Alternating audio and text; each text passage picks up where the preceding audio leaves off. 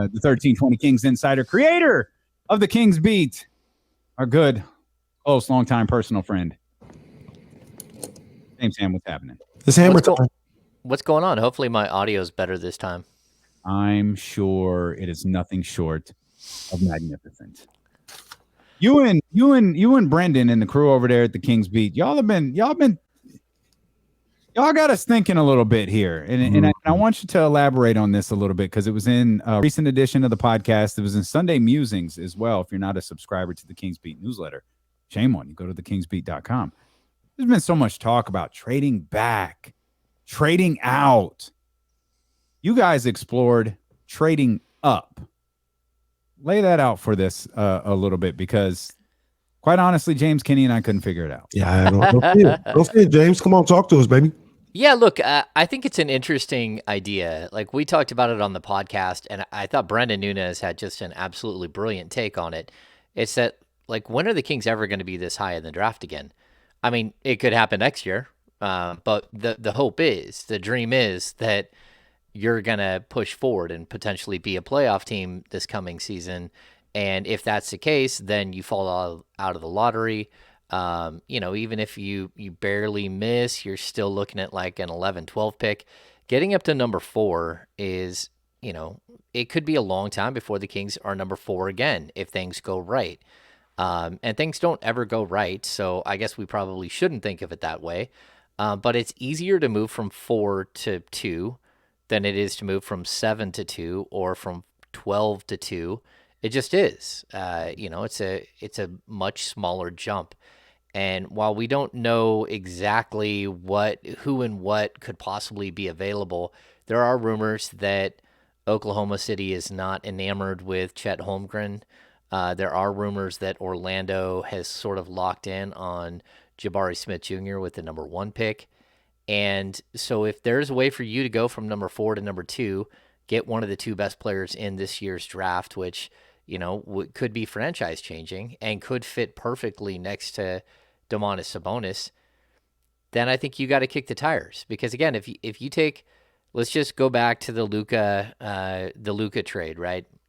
So it was 2018, and Dallas jumped from number 5 to number 3. And it cost them a top 5 protected pick in the next year's draft. And because you're getting a draft pick back in a trade, the Stepien rule doesn't come into play. So you can actually trade back-to-back picks because you're actually choosing in the first draft.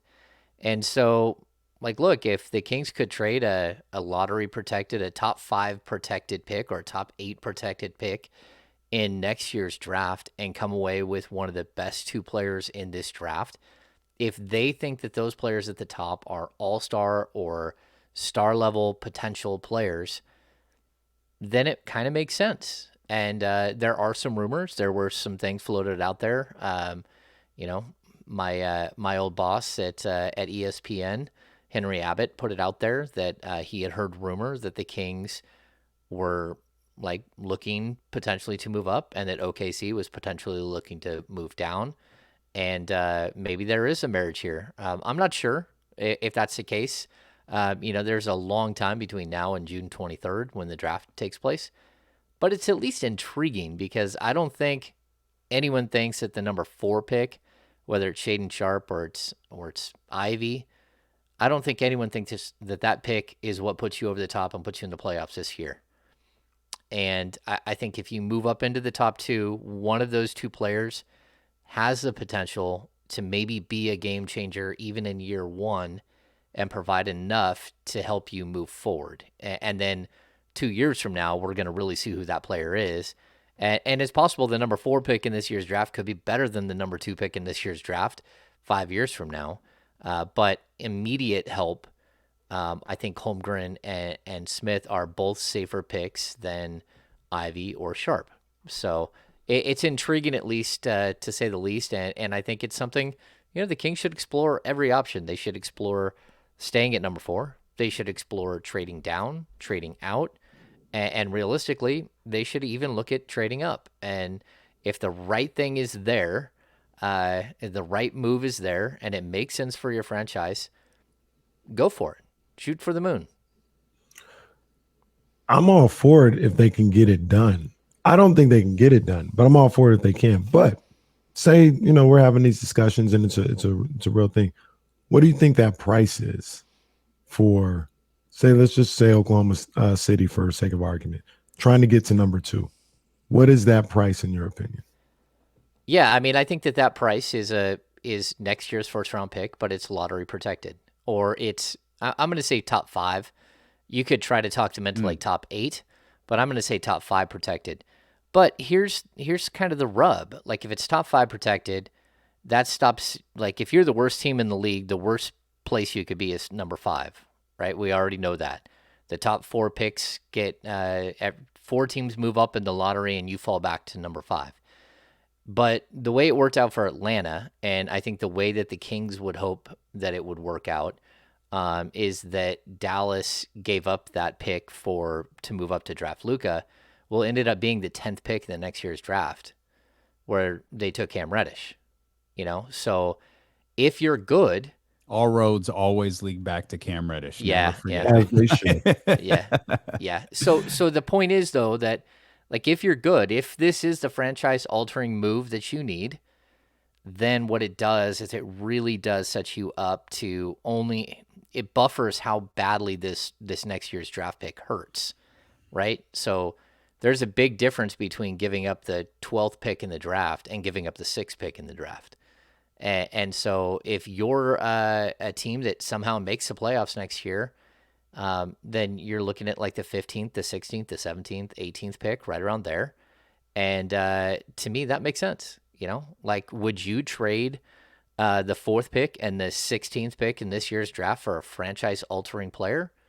Absolutely, yes. So, but the problem is there's risk. And if the player doesn't work out or something bad happens in your season and you blow it again, now you're looking at like losing a lottery pick, and it could hurt. So there is a gamble here. But I also think what a move like this would do, it doesn't stop you from making multiple moves after that. So you could trade your 2025 pick. You can trade all of the other assets that you have that you're trying to manipulate to go get better players. You still have all of those options, and you just don't have a first-round pick next year. Do you use game changer as a term potentially for the 1 and 2 pick, or the 1st or 2nd pick? We have had at this point now a day-long discussion on what exactly the expectation should be for the number 4 pick. The Kings select at 4, and it can be for Sharp or for Ivy, or it could be for whoever your favorite player is at number 4. Do you think that player should be starting day 1, or do you expect that player to be starting game number 1? I don't think that there's an expectation, because the Kings have never put that expectation. I mean, Marvin Bagley didn't start any games as rookie I always thought season. that was Dave Yeager that did that. Yeah, there was a bit of a fight behind the scenes with that, but I mean, certainly the Bagleys wanted him to start. But Shocker. De'Aaron Fox didn't start as a rookie initially. Right. That's what made me think it was a Dave Yeager thing. Yeah, Davion Mitchell didn't start, and not until the end of the year. So, Tyrese didn't start. Tyrese didn't start. So no, I don't think you have to. I don't think you really do have to start this player. And like, look, there's a big difference. Like, if you are one of the top 2 picks, those 2 guys are starting. They're starting for like any of the lottery teams. They're starting day 1. It doesn't matter. I mean, like, those guys have a ton of potential, but they also, their skill sets translate very quickly to the NBA. The skill sets of some of the other players, maybe not so much. Like, I like Shaedon Sharp. I like Jaden Ivey. I think both of those guys have really, really nice potential, but they're 2 years away. I mean, Shaedon Sharp hasn't played in a year. He didn't play a game in college. So, I mean, all of these things are gambles, and we're talking about risk management with every single one of these picks. But if I'm the Kings, I'm kicking the tires on every single option, because, again, if you think that Chet Holmgren is the perfect fit long-term next to Domantas Sabonis, a 7'1", like, he's a string bean for sure. I mean, he doesn't weigh 200 pounds, but the fact that he was just an incredible shot blocker, and not just a shot blocker, an incredible defender. He was spectacular as a defender. Most people believe he'll be the best defender in this draft, bar none. And then on top of that, he's got all kinds of offensive game that they just didn't let him use at Gonzaga. And so I'm intrigued by him. You know, he's a 7'1" guy or a 7-footer that can handle the ball like a guard, can move up and down the court like crazy. And there's a hope that he'll be a, high 30s, low 40s 3-point shooter for his career. I mean, this guy has like the complete package. He, a little bit like a Porzingis, but with much better ball handling skills, much more fluidity through the hips, and a defensive mindset. And so there is a potential that he could be great. We just don't know. There are some unknowns. He is like, I don't know what he weighs, $195, if that.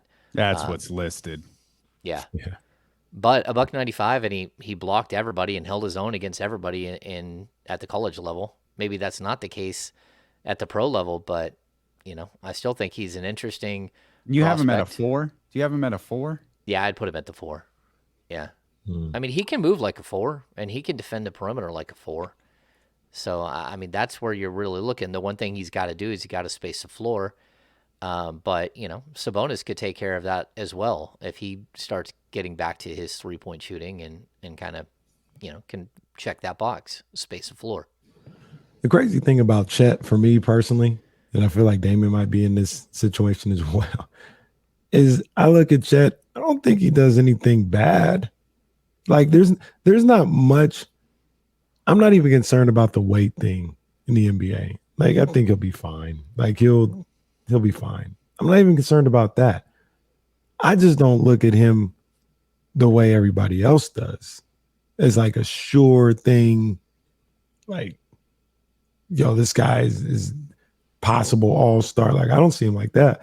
I see him as a good NBA player, but like we said, I'm just not seeing it. That's all it is. It happens from time to time. You know what I'm saying?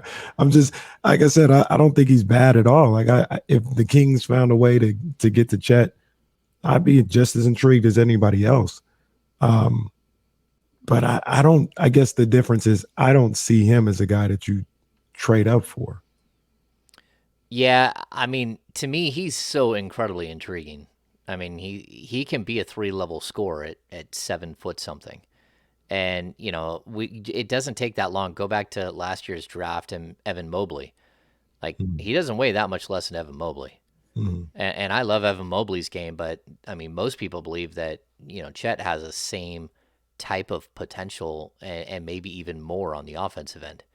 He's got a lot more wiggle in him. He's got a much better handle and stuff like that. So, yeah, and he's they think he'll translate to a really high level passer. I don't know. I mean, he's a scary prospect because he's one of those unicorn guys. There's no one to compare him to truly. We want to make these comparisons, but none of them really match up.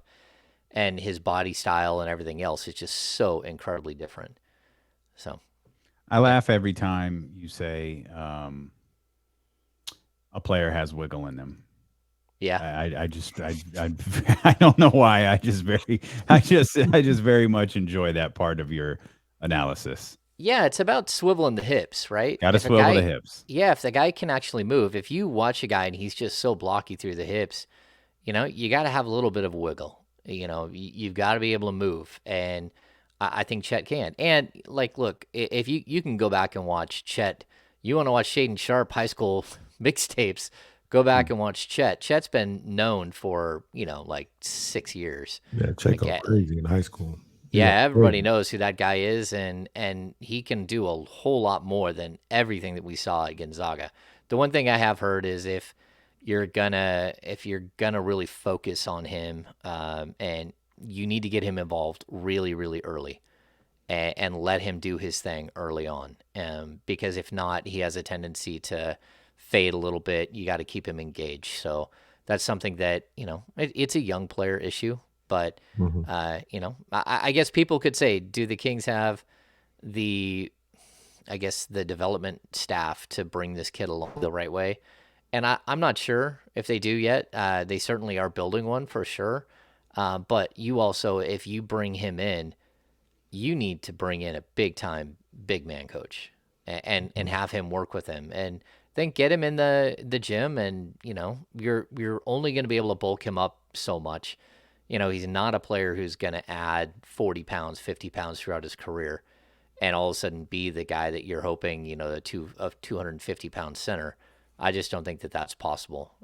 You might be able to add 15 pounds to him over the course of a few years and make him stronger, but he's wiry and he's just got a really unique body. Yeah. You guys had an idea. So sorry, Casey. You guys had an idea for a big man coach, didn't you, on the Kings beat? Oh, I can't remember. Did I imagine that? Did somebody mention Hakeem Olajuwon? Oh, yeah. Someone had asked if they could get Hakeem Olajuwon to work with Sabonis. And Hakeem has worked with a lot of players. I think people don't know that Hakeem actually does do like private individual workouts with players. So Hassan Whiteside went to him one summer, I remember, and really like focused on a bunch of moves. And then we were laughing because Hassan Whiteside came back and after he worked with Hakeem, he went and did a bunch more work with a trainer. And he had this post move that was like 4 or 5 steps. And just every single time it was a travel. And then he was confused. Like, it's not a travel. It's like, yeah, that's a travel, man. You're traveling every single time. And so then they had to break him of the habit of doing this post move, which was a whole new adventure for the Kings. But I think it was short lived because then he hurt his knee like 5 minutes into training camp. And Hassan Whiteside is the gift that keeps on giving. Oh yeah, like the stories we have. I mean, I've told a few on the off the record with the Kings beat virtual happy hour, which we have part 6 coming up on Thursday with legendary Kings announcer Gary Gerald. Yeah. G-man, you talk about a dude who has seen it all. Goodness gracious. Yes, he has. Yeah, man. My man can't. The thing that used to, or not even used to, the thing that amazes me, it's not like G-man can get up and leave. It's not like he can be like, the hell with this. Like, I'm not watching the rest of this crap. Like, G-Man has to sit through all of it and be fully engaged. It's something about, like when I was young, the first A's game I ever went to, my uncle made us get up in the 7th inning and leave because we lived all the way up in the hills. So like a 3-hour drive, he's trying to beat traffic. And then the Tigers came back and scored like 7 on the A's and they lost on the first game I ever went to. Like, I don't leave anything. Like, I can't imagine getting up in a movie theater and leaving. And I mean, I even watched like They Live with Roddy Piper in the movie theater. So, and I didn't get up and walk out. And that is, I'm here to kick ass and chew bubble gum, and I'm all out of bubble gum. Yeah, it's one of the worst movies in the history of cinematography. It's fantastic.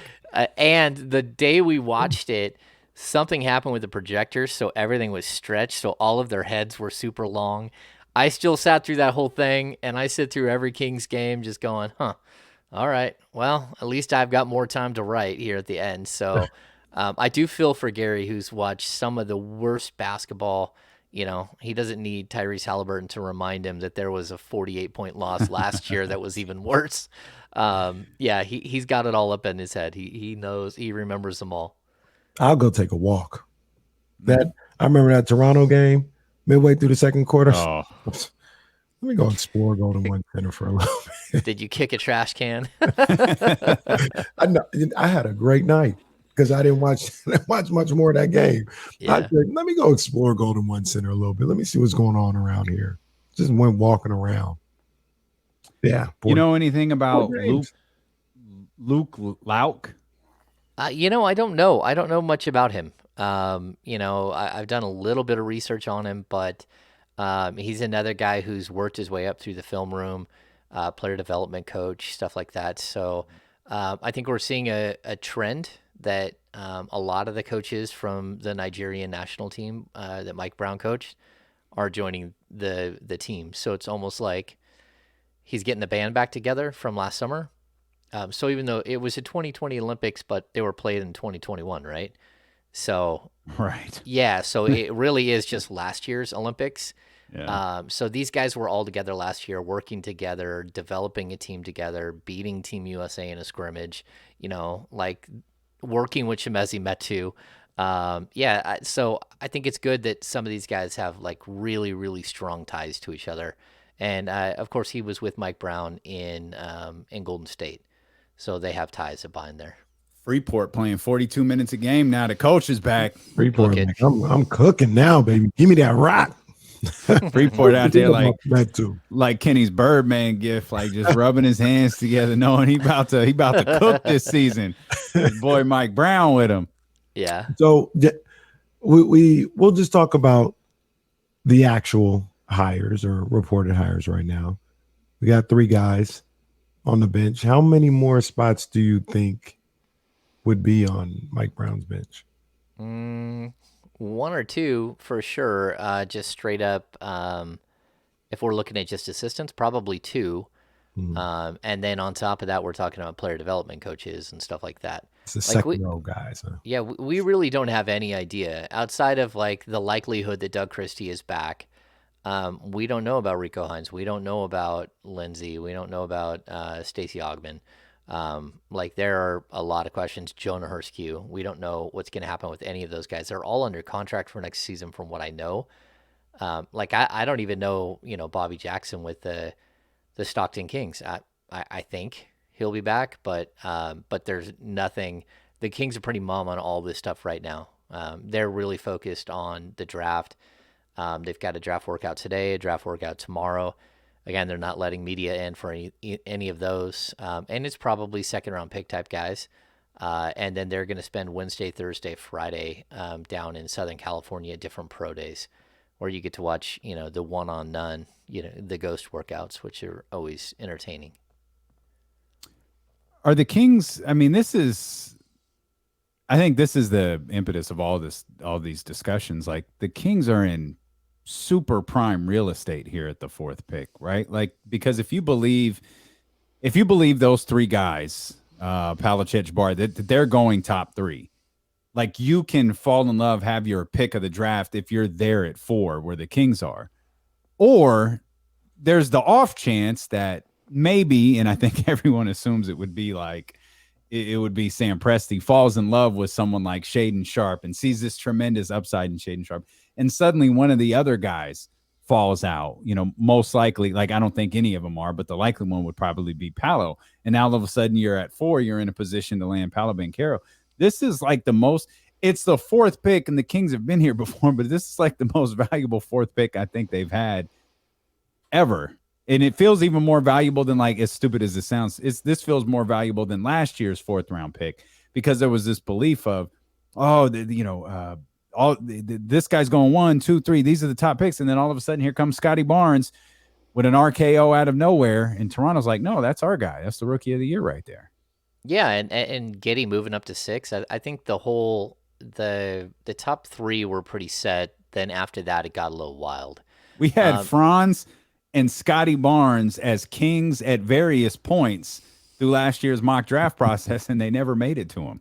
No, they weren't even, I guess Franz was close. Barnes wasn't. No. They should have took Franz. Kings should have taken Franz Wagner. My favorite question. Except for he went before them. Right. That doesn't matter, James. Right. That doesn't matter. Of course.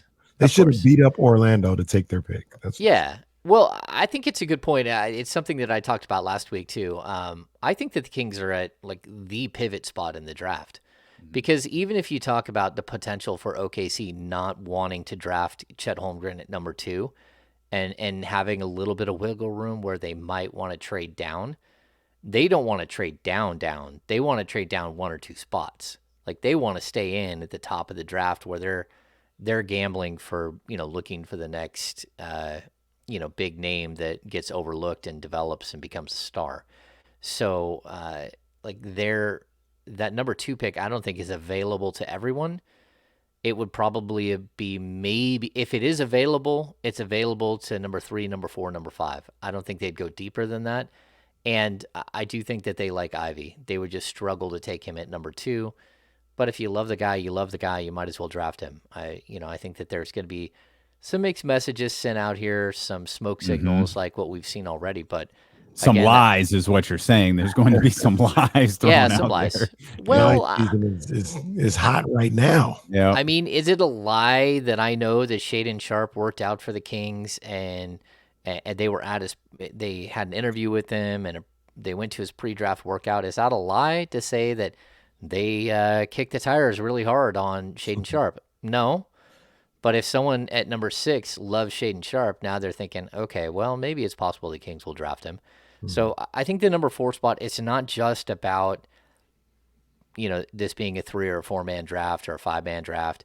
It's about the fact that the 3 teams ahead of you are all tank teams, and they wanted to be in the top 3. And so they're not going to look to just flat out trade that. It leaves you at number 4 as legitimately the first pick that could be obtained.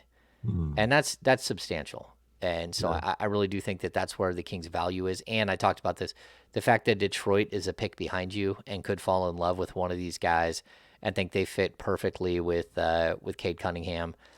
That's big too, because they have a couple of forwards that would look really nice in a Kings jersey. So yeah, I think you're in a good spot, and you just have to, do your due diligence and be open to all options. Understandably.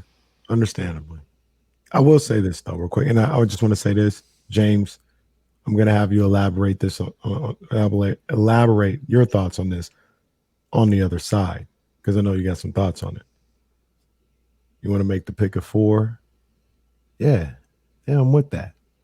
You want to move up and go get you somebody in that top 3?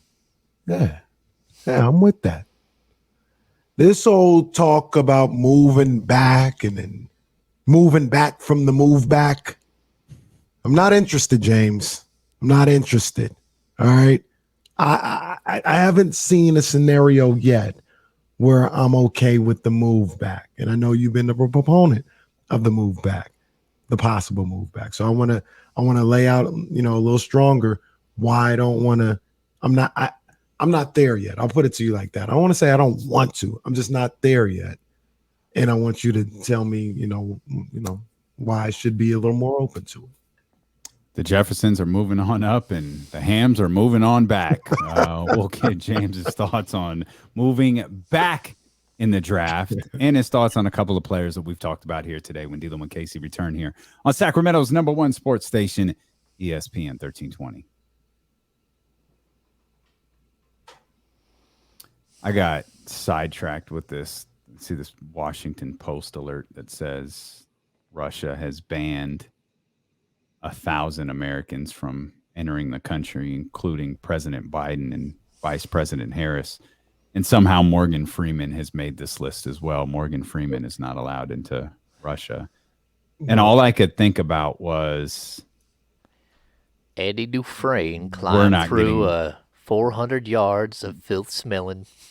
That's all I could think of. No, all I could think of is we're not getting Brittany Griner back anytime soon. Oh, yeah. I was just about to say, if you don't want Americans so bad, she's going back. Brittany is going to be stuck over there for a terrifyingly long time. Yeah. No, that's a tough one. That's awful, man. Just fucking awful. Yeah.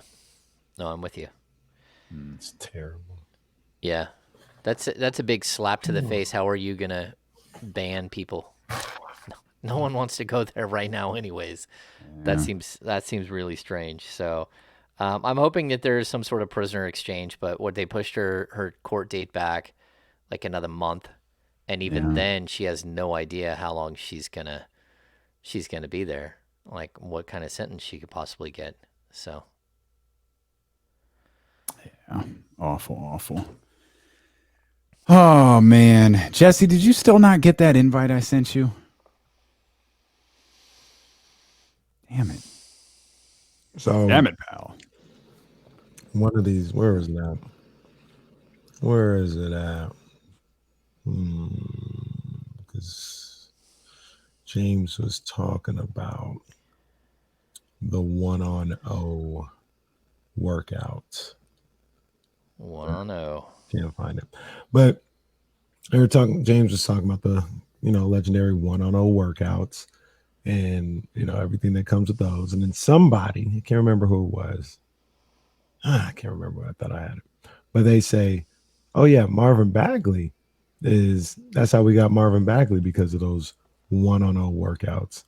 And actually, you got Marvin Bagley because he destroyed college basketball for a year. That's how you got Marvin Bagley. He was a beast at Duke. He was a beast, but there was nothing they could do to hide him on the defensive end. Like, I mean, they had to run some crazy zones the entire game just to hide him. Like, his defensive acumen was so low that, I mean, the starting point with him, I thought, like, in his final year here, he was okay defensively. He made some nice reads, but, like, his inability to recover is just, like, the lights were never on the defensive end. No, but So yeah, he was good. That highlight film is crazy in college because that's what everybody's telling me. The college highlight film. You don't have it from Shaden Sharp. You got it from Keegan, and what they did in college. You got to go with that. We went with that with Marvin. Marvin was a monster at Duke. I thought it was. I was like, man, when he was at the PK 80, I was like, oh, he was putting up like 34 and 20. I was like, I'd love to have a dude like that. Yeah. I mean, people forget, like, Kurt Thomas led the nation in scoring and rebounding 2 years in a row. TCU, stand up. Yeah, and I mean, he was a really solid pro, but, like, just because Keegan Murray averages 24 points a game at the college level, that doesn't mean he's going to average 24 points a game in the pros. Once again, man, there's great players that had great highlights in college too. Yeah, what did Jimmer average? I think he averaged like 50 a game. Yeah, he was pretty good. What he did to Kawhi Leonard multiple times was just flat out filthy. Mm-hmm. Like, coming back, guys. Mm-hmm.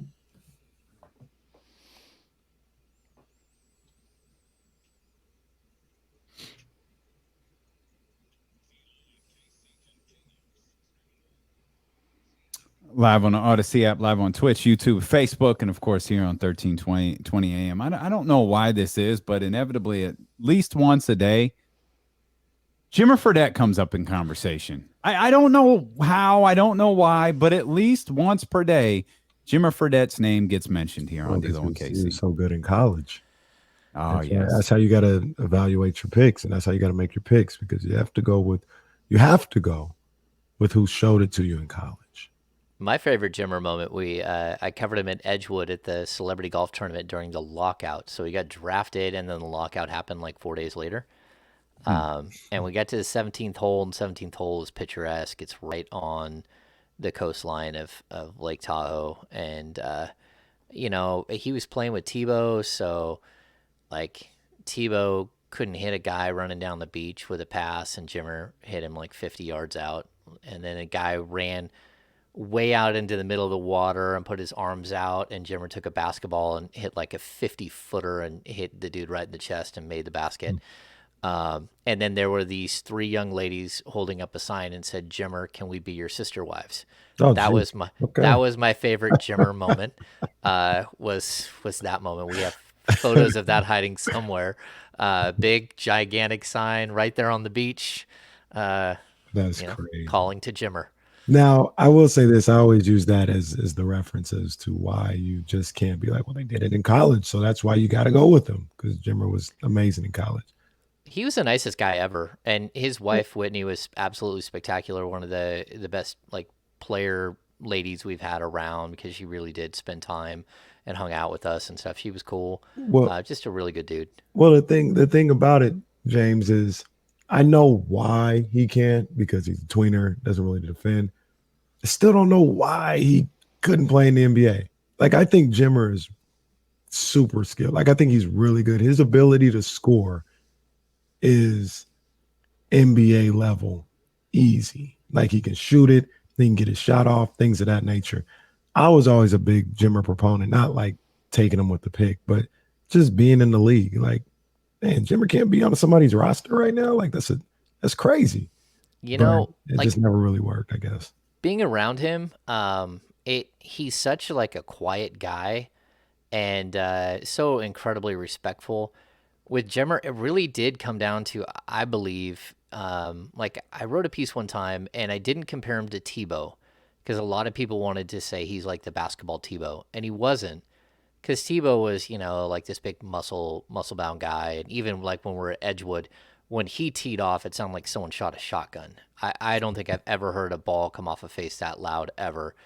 And but he reminded me not of that. He reminded me of Fernando Valenzuela for some reason, and Fernando it's Mania. Fernando rode the wave of the crowd. Like he felt the vibe of the people, and it made him way better than he actually was. He rode the adrenaline, and that's what Jimmer was like.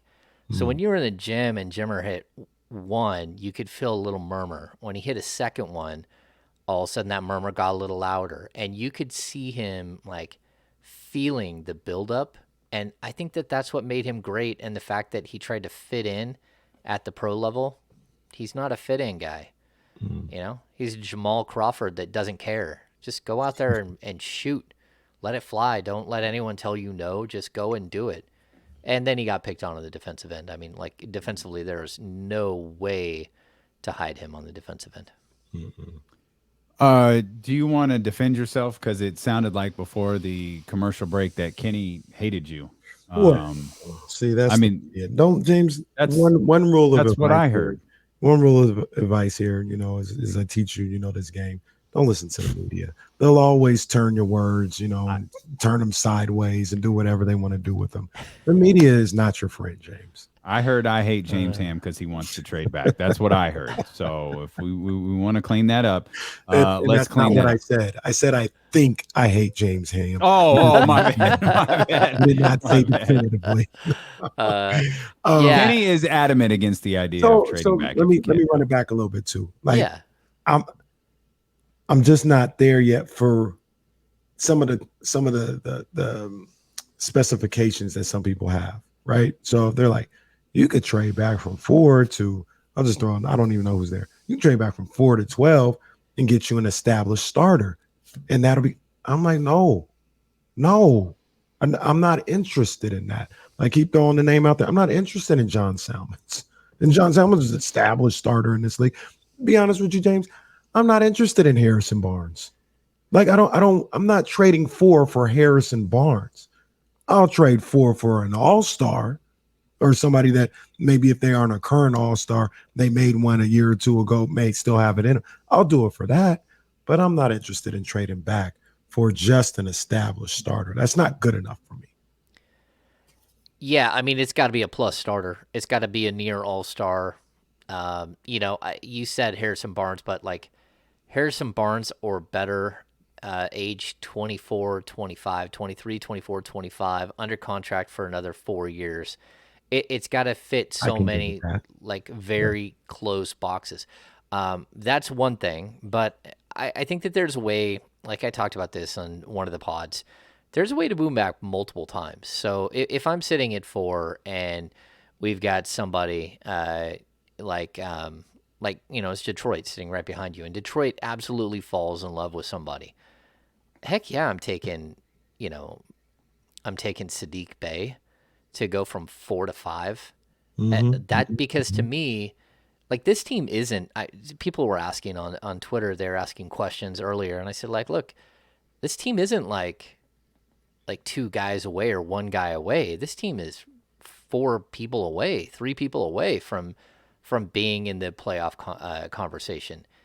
And so, like, if I can do that and I go from 4 to 5 and all of a sudden I'm sitting at 5 and, you might still have Shaden Sharp at number 5. There's a good chance you would. Like, and Jaden Ivey could go number 4.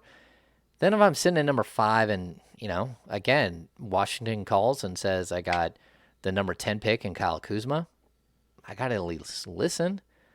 Or if Atlanta calls and says, hey, let's work something out with John Collins and Kevin Huerter, and we'll take on Harrison Barnes and a bunch of expiring contracts, and we'll give you 16 and these guys and move up to number 5. Like, I think that there's a way to build this team in this draft.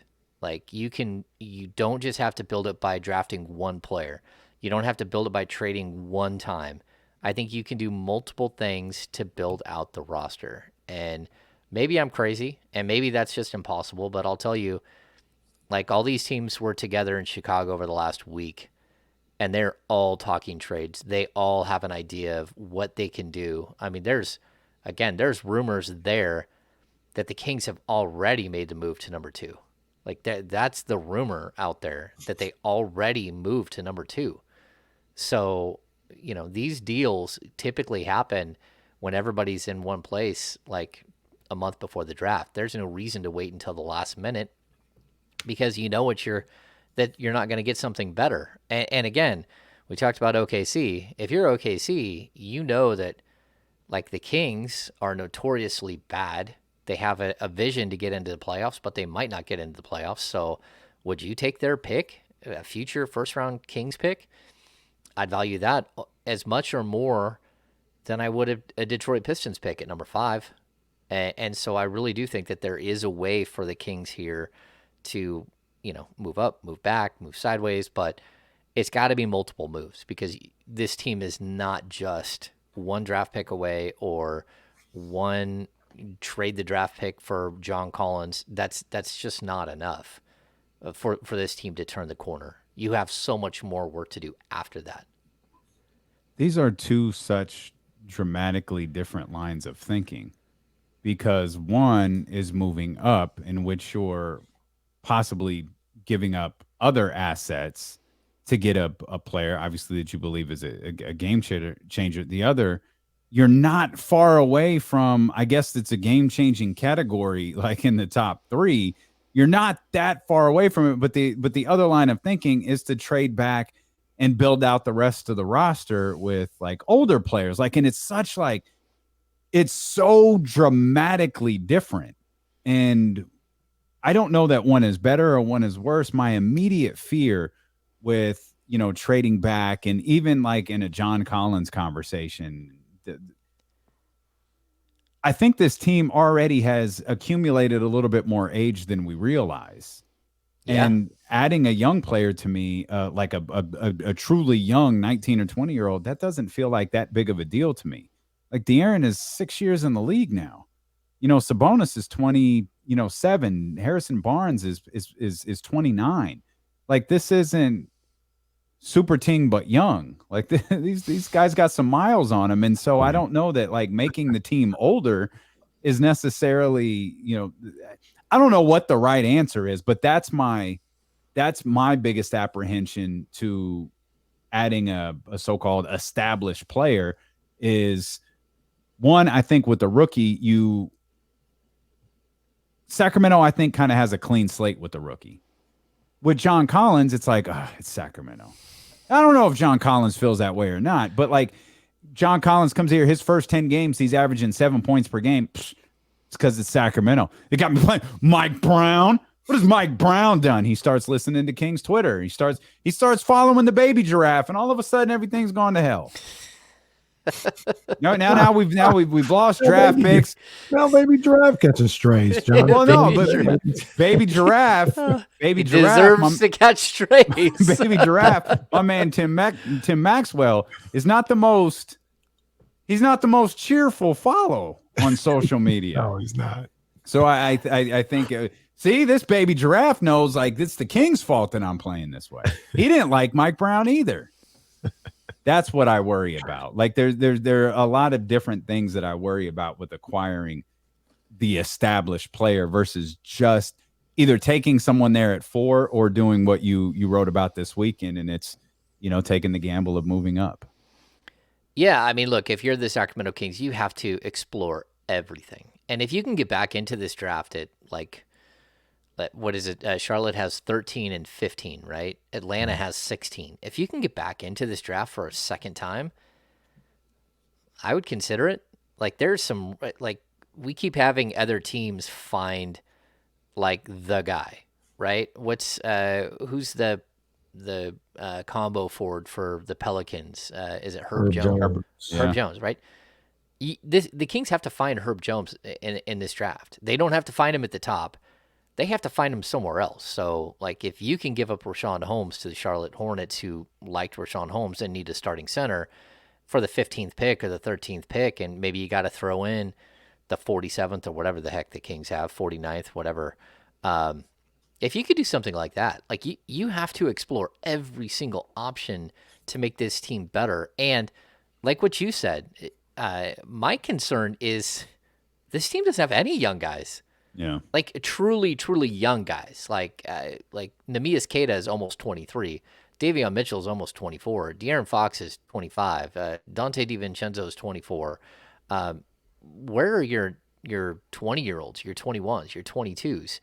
Like, there's usually a bunch of young guys on a roster, and the fact that they wasted 2 second-round picks on Robert Woodard and Jemias Ramsey, that's bad asset management. Like, how did you botch those 2 picks?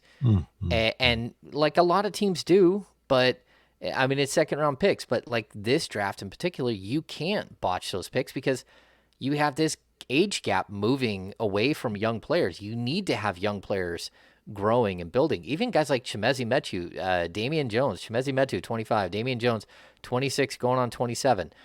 Where is the young core of this team? The young core is the medium core. They're not a young core. They're like by NBA standards, they're second contract guys for the most part, or older rookies that you drafted like Queta or like Davion Mitchell. So yeah, I really do think that they have to figure out how to get that younger group built up as well. And it doesn't have to be at number 4 because that's such a dangerous pick. Like, you need to get that pick right. That has to be a building block, the third pillar of your success. That's got to be your gigantic building block. Well, imagine the pressure if you traded up to 2. Well, like, I mean, if you're Kings trading fans up to 2, Kings fans got anxious when the Kings went from 7 or 8 to 4. Now, if you start leveraging future assets to get to 2, ooh, man, well, look, that's frightening. If you draft, you better be right. I'll tell people, like, there's a lot of people that like Keegan Murray, and I like Keegan Murray as well. But for me, I've covered the draft for so long that I see Keegan Murray as a guy who goes 10, 11, 12, 13, 14 in the draft. Typically, that's where I would usually put him when I do mock drafts and when I do my draft study. I've watched enough footage of him. I can see that he's got some pluses, but also that he's got some minuses. And that's and it's part of it is because he's a junior. He's almost 22 years old. Like, he's close to a finished product coming into the league, and his finished product coming into the league probably won't translate straight across. So there's like, if the Kings were to make a pick at number 4, because the guy's almost 22 and can probably play minutes right away, then just fire yourself now. Like, just because if that's what you're doing, as opposed to going out there and getting the best player available, but you're playing this game where I've got to have this player play 30 minutes a game in year 1 because I don't have a strong enough roster. Well, number 1, that's your fault for not having a strong enough roster. But number 2, if you're going to pass on best player available and go for fit and someone who's closer to being ready, not at number 4, you don't. I mean, if you move down, even number 5, if you move down to 7, 8, 9, that's fine. That's where you make those plays. You can't make a play like that at number 4. At least not in my opinion. To me, it reeks of desperation, of just trying to get into the playoffs now and forgetting everything about how NBA players usually, 19, 20, 21, their ceilings are so much higher typically. Because there's so much more time for them to grow, so much more moldability for them. And that's kind of what we talked about earlier when I came up with the question where, I asked these guys, because we had a discussion, they were adamant, like, if you draft who you draft for, they need to start for you. And I said, if the Kings, who they pick at number 4, if they do not start for him. And I was talking mostly Keegan Murray, or not Keegan Murray, but Jaden Ivey and Shaedon Sharpe coming off the bench. Can the Kings still make the playoffs, with other trades and free agent acquisitions and stuff like that? I said yes. Damian, I think, eventually came around and said yes. But we were saying if you draft Keegan Murray, you probably don't have to have this conversation because he's starting at the 4 day one. But the way you look at it, James, and you could elaborate on it, is it's kind of short-sighted to just get a guy that you know would start for you day one in Keegan Murray. Yeah, I mean, look at the top three. All three of those guys are starting day one. I can almost guarantee you they're starting day one wherever they go, because the talent and the age match like what your projections are. Like they're going to be really good. Now, are they going to be stars early in their career? No, but they can still hold down the fort. Like, I mean, if you draft any one of those three, they are better than the options that you have at power forward today for the Sacramento Kings. Not for every team, but for the Sacramento Kings. They are better than Trey Lyles or Chimezie Metu or whoever you want to put at the four. They're better than that. They actually give you room to improve in year one as a roster, but then the potential year 2, year 3, year 4. I mean, again, like Jabari Smith can be a like an all-star level player. Chet Holmgren can be an all-star level player. Paolo Banchero, he can easily be a 20 and 10 guy. And I know someone said earlier he doesn't play defense. That's not what I saw. He's not a shot blocker. So people think he's not a natural fit next to Sabonis because he's not a shot blocker and he's not a three-point shooter. I sat there and watched the Final Four and watched the big kid for, was it North Carolina that just, was it Baycock that just ran over everyone? They put Paolo Banchero on him and he was a stud.